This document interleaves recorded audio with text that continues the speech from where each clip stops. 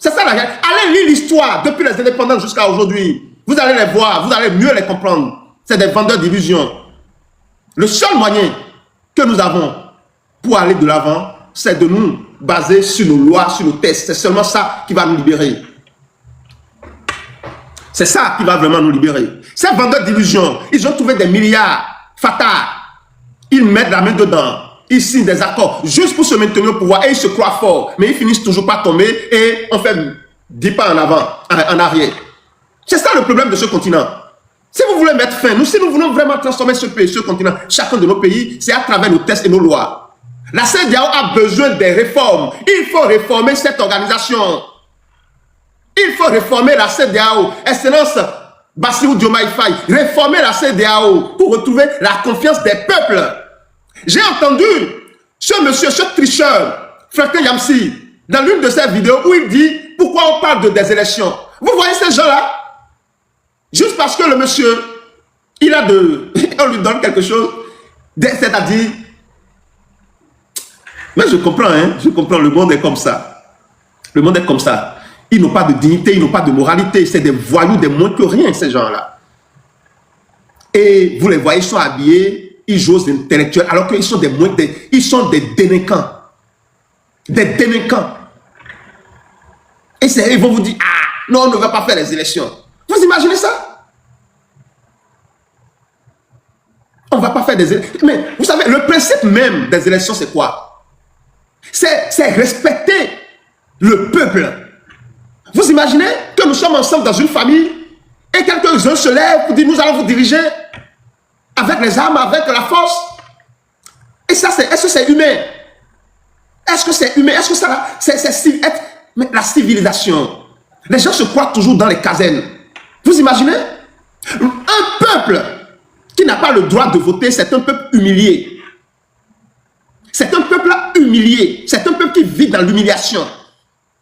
Un peuple à qui on ne donne pas le droit de s'exprimer à travers des votes, de décider, c'est un peuple qui est méprisé. Et c'est ce que ces gens-là veulent de notre continent. Parce que eux, ils ont de l'argent. Ils sont payés. Tout ce qui les intéresse, c'est leur petite personnalité. Regardez Franklin Yamsi, regardez son pays, le Cameroun. Mais il laisse tout ça. Il est en train de faire du vagabondage dans l'AES parce qu'il sait qu'il y a les militaires, des putschistes qui sont au pouvoir et ils ont besoin des gens pour les applaudir.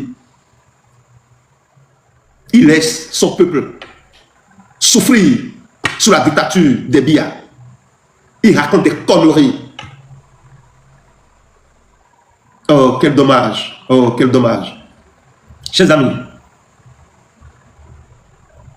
allez lire l'histoire. J'ai fait une vidéo dans laquelle je disais que tapotez, partagez le live, chers amis, tapotez, partagez. Dans la vidéo, je disais que Ibrahim Traoré, là, il parle parce que c'est un monsieur qui est inculte. C'est-à-dire, le monsieur, il n'a pas la culture. Je dis bien, Ibrahim Traoré n'est pas cultivé. Quand on l'écoute, il a beaucoup d'incohérences dans ce qu'il raconte. Il parle de ce continent comme si, ou bien des lois, comme si, avant la colonisation, l'Afrique était une terre paisible où il n'y avait pas de guerre, il n'y avait pas de tension. Et quelqu'un m'a dit, ah mais Joël, il y a quoi? Et que non, il faut savoir que avant l'Afrique était une puissance économique et militaire. Vous voyez comment les gens sont bêtes? Vous comprenez parce que les gens ne se cultivent pas. Lorsqu'on parle de l'âge d'or de l'Afrique, l'âge d'or de l'Afrique, lorsqu'on parle de l'ancienne Égypte, ça n'a rien à voir avec notre ère. Ça, c'est passé, ça. Vous-même, là, vous ne vous posez pas la question, si l'Afrique était une puissance militaire, une puissance économique, vous croyez que des gens peuvent quitter ailleurs pour venir nous mettre sous esclavage? Mais ça, c'est des âges passés qui sont très, très lointains. Nous parlons de l'époque, juste avant la colonisation. Notre ère. L'Afrique était totale, il n'y avait rien du tout. C'était des rois de clans qui s'imposaient, qui faisaient des abus. Des enfants étaient mariés à des gens. Des rois se mariaient avec des enfants, prenaient l'enfant des autres, n'importe comment. Les rois faisaient des abus, faisaient ce qu'ils voulaient. Les familles royales faisaient des conneries en Afrique. C'était des guerres ethniques, c'était des guerres de terrain. Chers amis, prenez l'histoire de Tchaka-Zoulou, l'histoire du roi Béanzin et tous ceux qui les ont précédés et vous allez comprendre. Même l'histoire racontée de bouche à oreille. L'Afrique n'était pas une terre paisible. Au contraire. Les gens maintenaient leur peuple sous l'esclavage et sous la domination. Allez vous renseigner. Mais mes chers amis, les gens parlent de la colonisation comme si, oui, on a parlé d'esclavage. Mais avant même l'esclavage des Blancs, là, les Africains mettaient leurs propres frères en esclavage. Allez vous renseigner. L'histoire racontée de bouche à oreille. Et si vous êtes un homme spirituel, si vous êtes sur ce chemin, vous pouvez retourner dans cette période et voir par vous-même. Bon, voilà, de façon spirituelle. Vous retournez à ces époques-là et vous allez voir la barbarie dont faisaient preuve les Africains les uns envers les autres avant la colonisation. Vous ne comprenez rien. Ibrahim Traoré il ne comprend rien du tout. C'est un monsieur qui il est totalement dans l'aveuglement total. Même aujourd'hui, les Noirs méprisent les Noirs. Les Noirs mettent leurs propres frères noirs en esclavage. Regardez ce qui se passe en Afrique du Sud. Allez en Libye, au Soudan, vous allez voir ce que les Noirs font à leurs propres frères noirs. Regardez dans nos pays, pourquoi il y a des prisons au Burkina Faso? Tous ceux qui sont en prison là, c'est des Blancs. Il y a des Blancs au Burkina Faso en prison. Ce ne sont pas des Noirs qui ont commis des crimes contre leurs propres frères noirs. Lui, Ibrahim Traoré, il a déjà combien de Noirs pour se maintenir au pouvoir? Ouais, c'est des gens en réalité qui sont dans le mensonge. Ils sont dans le mensonge, ils sont dans la propagande. C'est ça la réalité. Ils sont dans le mensonge, ils sont dans la propagande. Et celui qui parle du roi Béanzin, vous ne comprenez rien de l'histoire. Parce que vous êtes aveuglés. Allez, retournez, prenez même l'histoire du roi Béanzin. Et vous allez comprendre quelle était la situation avant la colonisation. Oui, c'est bien beau de dire, il a résisté. Oui, c'est bien beau.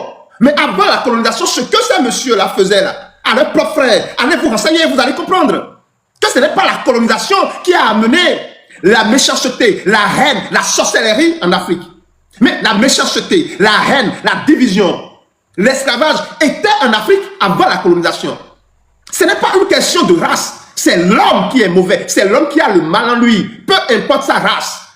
C'est l'homme qui a le mal en lui. Peu importe sa race. Allez bien vous renseigner. Et ceux qui ne le savent pas, si vous avez la possibilité de revisiter ces époques-là, spirituellement, sortir de votre corps, allez, vous pouvez le faire. Et vous viendrez, on va faire le débat. Et vous verrez la vérité par vous-même. Les gens ne connaissent rien du tout. Ils ne connaissent rien. Ils sont totalement aveuglés par l'ego, l'orgueil, et ils racontent des bobards. La colonisation, l'esclavage est un crime, bien sûr. Je n'ai jamais dit le contraire. L'esclavage, la colonisation, c'est un crime. C'est vrai. Mais je vous dis que ces crimes-là, il y avait même pire en Afrique avant même la colonisation. Je vous dis, avant la colonisation, le roi, celui qui s'appelait le roi, il peut venir dans votre famille. Il va envoyer des gens, ils vont vous décimer. Juste pour prendre une fille. Juste parce qu'il a trouvé une fille, peut-être ta soeur, et qui le plaît, il va envoyer des gens dans votre famille et ils vont vous décimer. Il y a une histoire que moi, ma grand-mère m'a racontée. C'était l'un des rois. Bon, de l'ancien, vous comprenez l'époque là. Il était en train de se laver. Et sa femme, l'une de ses femmes, était partie le voir pour lui dire, ah mais c'est toi, c'est tout toi là ça. Et tu fais tant de trucs là. Vous comprenez? Il a dit, en tant que son époux, il dit, c'est tout toi là ça, parce que le monsieur était totalement pour se laver. Le roi n'est pas habillé dans son truc là. Donc il est là. Et la femme était partie lui dire, ah, c'est toi, tout toi là ça, c'est tout toi là ça. Et tu fais tout ça. Vous savez ce que le monsieur là il a fait? Ce roi là, je ne vais pas appeler son nom. Mais ceux qui connaissent l'histoire connaissent. Quand il a fini de prendre son bain, il a demandé à ses sujets d'aller appeler les parents de son épouse là. Et ils sont partis appeler les parents de son épouse. Et il les a déjà. Les parents et l'épouse en même temps. Il a déjà les parents et l'épouse. Juste parce que l'épouse lui a dit, c'est toi, c'est tout toi là ça. Et qui tu fais tant de paix, on te voit avec, voilà. Il a déjà les parents et l'épouse en même temps. Donc s'il vous plaît, nous ne disons pas, c'est-à-dire c'est la vérité, c'est la réalité. Et lorsque vous effacez ces réalités-là, votre analyse sur la situation africaine est biaisée. L'Afrique n'était pas un paradis avant la colonisation. Il y a des gens qui sont déjà en train de donner des noms. L'Afrique n'était pas une terre paisible. Les rois, les Aravis, là, on les appelle, chez nous on dit les Aravis. Les Aravis faisaient de n'importe quoi. Allez vous renseigner. Ils étaient méchants envers les sujets. Si vous n'êtes pas de la famille royale, vous êtes comme un objet. C'est-à-dire, ils étaient méchants, il y avait trop d'abus. C'est la vérité. Allez lire l'histoire, même pas l'histoire que les Blancs ont écrit. L'histoire racontée de bouche à oreille. Ou, si vous avez la sorcellerie blanche, je vais le dire comme ça, visitez ces époques et vous allez voir par vous-même ce qui se passait avant la colonisation. Donc ne venez pas dire que non, les Africains, je vous dis, la méchanceté de l'homme noir. Macron a été, on a giflé Macron, le président français en France. On a un jeune à donner une gifle au président Emmanuel Macron en France. Vous croyez que ça peut se passer dans un pays africain, malgré que nous soyons dans la démocratie? Mes chers amis, sortez de votre aveuglement. Vous croyez vraiment? Je ne sais même pas si le monsieur a été emprisonné ou bien si les gens l'ont tapé. Mais au Bénin, nous sommes en démocratie, d'accord? Tu peux faire ça? Tu peux faire ça? Mais même si le président ne demande pas qu'on te djara. Aïe, aïe, aïe, aïe, aïe, aïe, aïe, aïe, aïe, aïe, aïe, aïe, aïe, franchement. Aïe, aïe, aïe, aïe, aïe, aïe, aïe. Même si le président ne demande pas qu'on te djara, les gens vont te régler ton compte. Il n'y a rien à faire. Ils vont te régler ton compte. Donc, chers amis, moi je suis à cœur, c'est-à-dire, je suis scandalisé.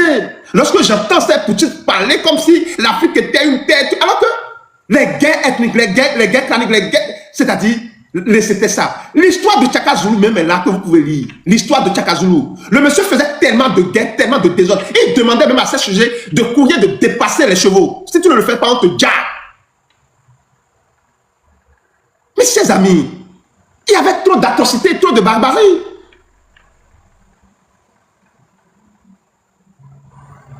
Il y avait trop de choses en Afrique. Non, ce n'est pas. La colonisation est un crime. L'esclavage est un crime.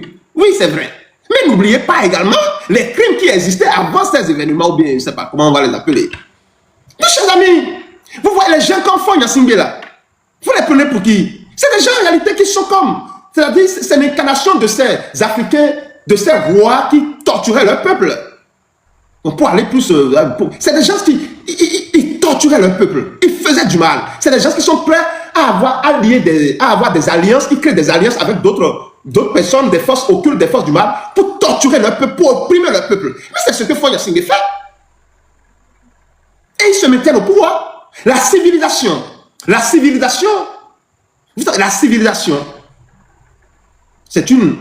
c'est la meilleure des choses qui permet à l'homme de sortir de sa conscience animale c'est-à-dire de s'améliorer. Bon, je vais dire de s'améliorer tout simplement. La civilisation permet à l'homme de s'améliorer. Donc, dans un état civilisé, dans un pays civilisé, on dit non, nous ne sommes pas des animaux. Impartialité.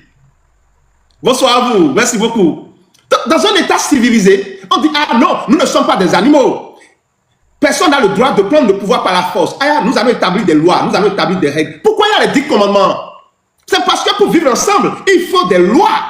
Donc on dit, nous ne pouvons pas vivre ensemble sans avoir des lois. Donc on met en place des tests, des lois. Moi je ne demande à personne d'aller copier. Merci à vous. Ah, ça c'est en anglais, j'ai du mal à prononcer. Rohe. En tout cas, merci beaucoup pour le chapeau. Donc, je ne demande à personne d'aller copier exactement la Constitution française. Mais non. Mais ok, étant donné que nous sommes des hommes civilisés et nous sommes au 21e siècle, alors, mettez en place vos propres lois. C'est tout ce que nous disons. Oui, ah, Yolanda, merci à vous. Merci. Donc, mettez en place vos propres lois, les textes et les lois. Écrivez, ok, nous venons sans, désormais ceci, cela. Et c'est un texte qui doit être honoré. Écrivez vos propres lois et respectez-les. Lorsqu'un Africain vous dit, oui, c'est la femme, il faut lui dire, fous le camp. Va écrire tes propres lois et va les respecter chez toi. Moi, si j'avais la nation, j'étais un Africain d'origine. un Français d'origine africaine vivant en France, je voterai pour le Rassemblement national. Je demande à tous les Béninois qui ont la nationalité française, qui sont en France, pour les prochaines élections, votez pour le Rassemblement national. Les Marine Le Pen, là, il faut voter pour eux. Je dis, il faut voter pour ces gens, pour qu'ils puissent retourner les Africains en Afrique pour aller construire chez eux. Trop c'est trop, trop c'est trop, trop c'est trop. Si je suis français, je voterai pour le Rassemblement national. Ils vont mettre de l'ordre en France. Renvoyer tous ces Africains chez eux pour qu'ils puissent aller construire, réécrire leurs textes, leurs lois pour développer leur pays. C'est ce que je ferai. Et je prie pour que le Rassemblement national puisse prendre le pouvoir en France. Parce que les Africains, ils sont dans une sorte de victimisation. C'est comme si c'est seulement les Africains qui ont connu la souffrance dans ce monde. Ils vivent dans la victimisation. Oui, vous êtes racistes. Alors que plus racistes que eux, là, il n'y a pas. Ils sont plus racistes même que les Blancs. Mais je vous le dis, moi, je voterai pour le Rassemblement national. Si j'avais la nationalité, si on me donne la possibilité de voter en France, je voterai pour Marine Le Pen et Barbadella. Je dis bien, je le répète, je le dis, j'affirme avec véhémence. Si j'avais la possibilité de voter en France, je voterai pour le Rassemblement national, les Marine Le Pen. Parce que, et je m'explique, pour qu'ils puissent chasser tous ces Africains chez eux pour aller construire le pays. Pour seulement ça, je voterai pour eux. Parce que trop c'est trop, on en a marre de la victimisation des Africains. Mais justement, vous savez, moi, je suis heureux chez moi, je suis heureux. Et je l'ai toujours dit ici. Je n'irai pas en France pour faire des aventures. Moi, je suis heureux chez moi. Totalement heureux. Je préfère chez moi. C'est le meilleur endroit pour moi. Chez moi, là où je suis. Voyez-vous? Mais lorsque je vois ces Africains-là qui se cachent derrière la colonisation, derrière l'esclavage, pour raconter des conneries, pour se retrouver dans une victimisation, franchement, on en a marre. On en a marre. Les Africains ne sont pas les seuls peuples qui ont connu la souffrance. Tout le monde a connu la souffrance. La souffrance, elle est humaine. Tout le monde. Allez voir ce que les Allemands ont fait aux Juifs. Autant de celui que vous connaissez. Les camps de concentration. Allez voir comment on a déshumanisé les gens. Le Japon, ce que le Japon a subi. Les Chinois, ce qu'ils ont subi dans les mains des Japonais. Tous les peuples du monde ont connu la souffrance. Mais les Africains, ils font comme si c'est seulement eux. Ils ne veulent rien faire, ils ne veulent pas respecter leurs propres lois. Ils vivent comme s'ils étaient encore dans les casernes. Et c'est-à-dire, on est dans un discours dépassé. Au lieu de travailler, de respecter des textes et les lois, on est dans un discours dépassé. Ce n'est pas avec ce discours-là que nous allons développer l'Afrique. Mais c'est avec responsabilité. Au lieu d'accompagner nos chefs de l'État démocratiquement élus, qui sont membres de la CEDEAO, pour qu'ils puissent faire des réformes. Les gens sont là et on est dans des discours bizarres. Chers amis, nous avons aujourd'hui le devoir, la responsabilité d'accompagner le président Bassirou Diomaye Faye. Il doit faire des réformes au sein de cette organisation communautaire. Il faut dégager de la CEDEAO tous ces présidents dictateurs, les Faure Gnassingbé et autres, qui ne partagent pas et ne défendent pas les valeurs de démocratie, d'alternance et de limitation du mandat. C'est le seul moyen pour cette organisation de retrouver la confiance des peuples. Madame Aïcha, bonsoir à vous. Heureux de vous retrouver. Je dis bien, la CEDEAO doit retrouver la confiance de son peuple. Et pour le faire, il faut débarrasser cette organisation de tous ces dictateurs qui s'accrochent au pouvoir et qui ne respectent ni ne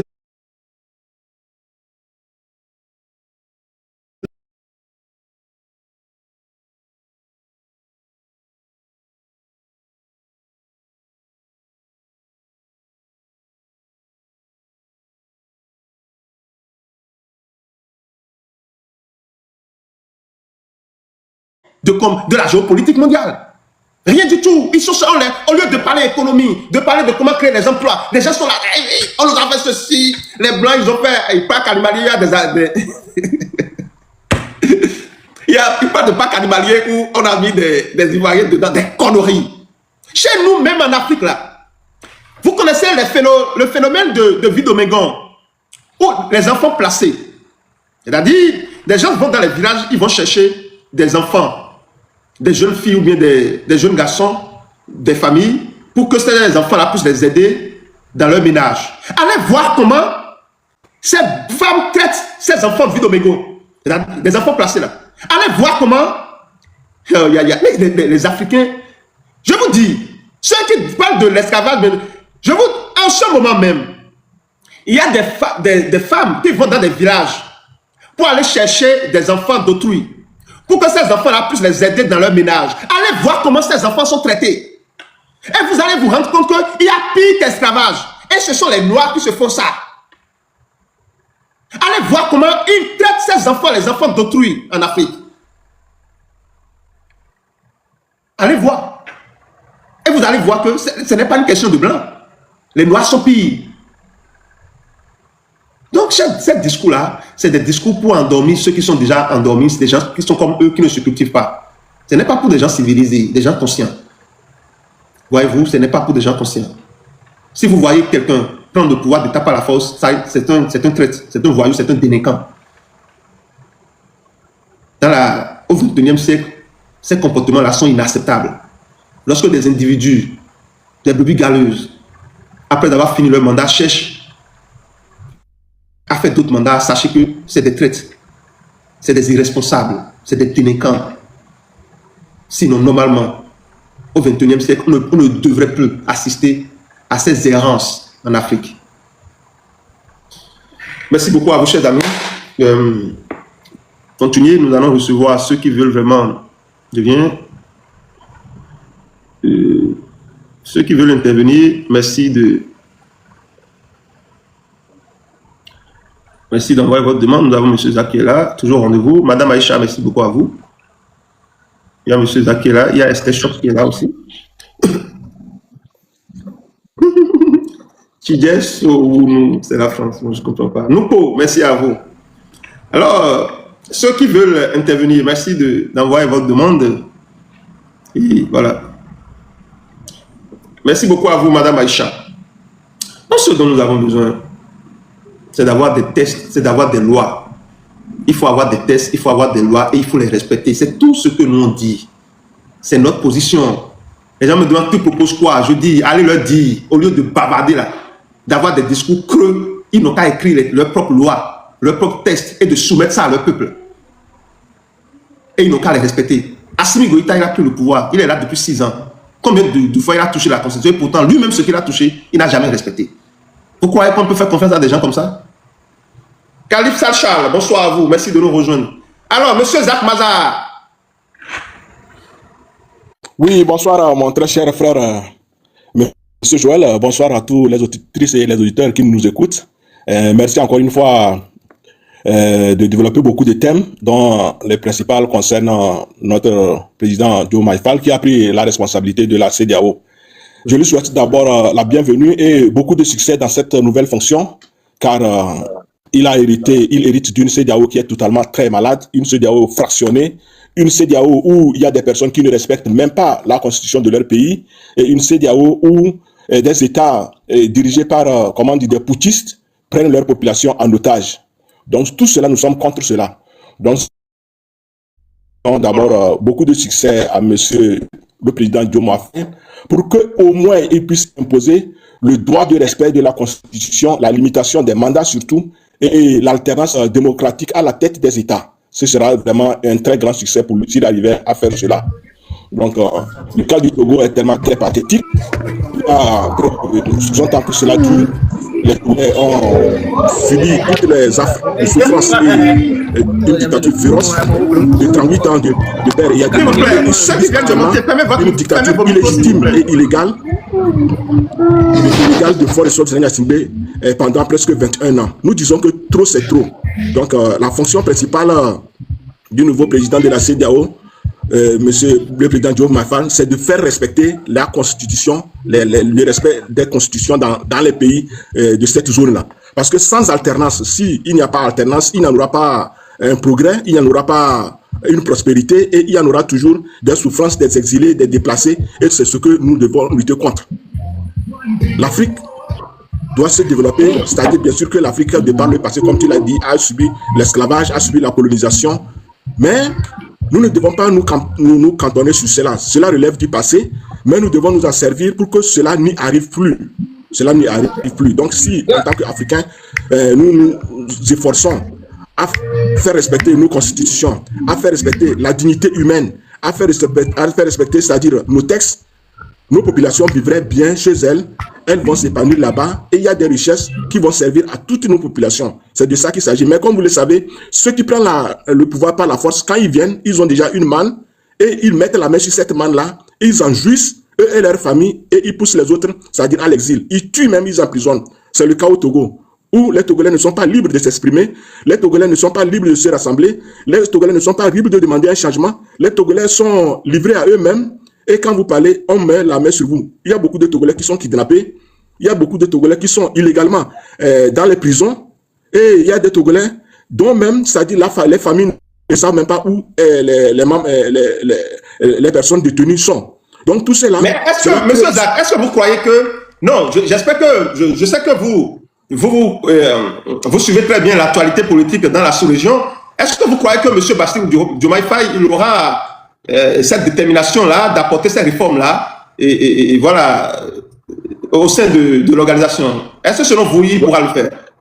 Il doit le faire, il doit le faire, il doit le faire, parce que c'est lui qui a la responsabilité. Si la CEDEAO échoue, c'est-à-dire c'est lui qui emportera la responsabilité. Donc, il ferait de tout pour que, c'est-à-dire le respect des constitutions soit respecté dans le cadre de ses fonctions. Il n'est pas le premier président. Vous savez que c'est quelqu'un d'autre était... Bon, plusieurs présidents ont été présidents de la CEDEAO et ils n'ont pas pu faire ces réformes-là. Pourquoi Bassirou Diomaye Faye doit faire ça? Au fait, c'est la question. Ce n'est pas parce que les gens ont été présidents. Faye Gnassingbé, il est à la tête du Togo depuis 2005. Hein? Et il y a plusieurs présidents qui ont passé à la tête de cette organisation et ils ne l'ont pas fait. Pourquoi Bassirou Diomaye Faye doit le faire? Bassirou Diomaye Faye doit le faire parce que Bassirou Diomaye Faye n'est pas les autres. D'abord, il n'est pas les autres. Et il a une ambition. C'est pourquoi il a opté pour cette fonction. Il veut amener du meilleur, c'est-à-dire dans cette sous-région. Sans cela, il n'allait pas accepter cette fonction. S'il est venu faire comme les autres qui n'ont rien fait et qui ont laissé que la CEDEAO soit balkanisée actuellement, cela ne rend pas sa fonction. Moi, je pense que quand il a pris cette responsabilité, c'est pour amener de l'ordre et non du désordre dans la CEDEAO. Et amener de l'ordre dans la CEDEAO, c'est imposer le respect des constitutions, imposer le respect des textes, faire de telle sorte que la CEDEAO soit une zone économique d'abord pour les Africains de cette région et promouvoir le développement. Vibes TV. Et promouvoir le développement dans ce sens. Oui, allez-y. Monsieur Jules, s'il vous plaît. En ce sens, monsieur le président Diomaye Faye doit faire de telle sorte que, après, à la fin de son mandat, qu'on le juge qu'il a reçu. Qu'on ne dise pas que lui, il est aussi venu faire comme les autres présidents qui ont vu l'injustice, qui ont vu les tripatouillages des constitutions et qui n'ont rien dit. Et qui ont vu que les élections ont été faites quelque part et ceux qui sont au pouvoir ne sont pas partis. Ils sont imposés par la force des armes, comme ce qui s'est passé le 22 février 2020 au Togo, où feu docteur Agbo Mensankodio a gagné les élections, mais Faure Gnassingbé a envoyé des militaires chez lui, ça dit l'a signé et le faire fuir le pays et continuer par gouverner les Togolais et après changer, c'est-à-dire notamment la constitution pour jeter les Togolais dans une section dont lui-même il ne se reconnaît pas. Est-ce que monsieur Diomaye Faye, président Diomaye Faye va accepter toutes ces incongruités-là? Je ne pense pas. Il faudrait qu'il soit à la montée. Le président Sierra Leone, celui qui a laissé le président sortant, Sierra Leone, il a bien accepté ces incongruités. Et bien d'autres avant s'il a accepté ces incongruités, cela relève de ses faiblesses. C'est qu'il est faible. Et j'espère que M. Diomaye Faye ne vient pas en homme faible. Lui-même, il est pour la démocratie au Sénégal. Il faudrait que la démocratie aussi sénégalaise soit l'exemple aussi des autres peuples africains. En tant qu'Africain et surtout en tant que Togolais, il faudrait qu'on puisse se dire que non, la famille Gnassingbé a trop duré là-bas, elle a beaucoup trop fait du mal. Actuellement, même aucun secteur n'a été développé. Et même, après même que Madame Yakade puisse sortir, c'est-à-dire ses pamphlets pour dire que un jour de plus pour Fort Seigneur, c'était, c'est-à-dire un gâchis pour les Togolais, il a arrêté cette femme qu'il a jetée en prison. Mais dites-moi, attendez, Monsieur Zach, dites-nous, est-ce qu'au sein de cette organisation, c'est seulement le Togo qui est concerné par l'accaparement du pouvoir d'État? Moi, je ne vous parle que de ce qui m'importe. Il y a aussi les États de l'AES qui ont fait... Non, ils ne sont pas membres de la CEDEAO, nous parlons des pays membres de la CEDEAO, monsieur Zach. Ils se sont retirés de la CEDEAO pour pouvoir faire embrigader leur population. C'est à leur population de faire tout passer pour récupérer leur souveraineté. Et n'oublions pas que la souveraineté appartient au peuple. La souveraineté appartient toujours au peuple. C'est pourquoi les Togolais que nous sommes, nous nous battons pour que cette souveraineté qui a été usurpée, volée, puisse être récupérée. Et on va faire tout passer pour l'avoir. Pour la rétaper et pour la restaurer. Et ok, attendez. En fait, ce que je veux dire, les gens sont déjà en train de donner les trucs là dans les commentaires. Bon, il y a monsieur Tidje Sounou qui dit la Côte d'Ivoire. Bon, je crois que pour la Côte d'Ivoire... Bon, pour la Côte d'Ivoire, il y a une modification de la Constitution là-bas qui a été acceptée. C'est ça que les gens ne comprennent pas souvent. La Côte d'Ivoire n'est pas concernée parce qu'aujourd'hui, la Constitution ivoirienne parle de limitation, exige la limitation du mandat. Un mandat renouvelable une seule fois. Vous savez, quand ils ont fait, la Côte d'Ivoire avait connu une situation très difficile. Il ne faut pas l'occulter. La Côte d'Ivoire avait connu la guerre. C'était très difficile pour eux. Donc, quand le président Alassane Dramane Ouattara il a pris le pouvoir, il y avait beaucoup de choses à faire. Il fallait faire la réconciliation, il fallait faire ceci, il fallait faire cela. Donc, après 2 mandats, ils ont changé la constitution ivoirienne pour désormais un mandat renouvelable une seule fois. Maintenant, le problème du président Alassane Dramane Ouattara, ce que nous lui reprochons,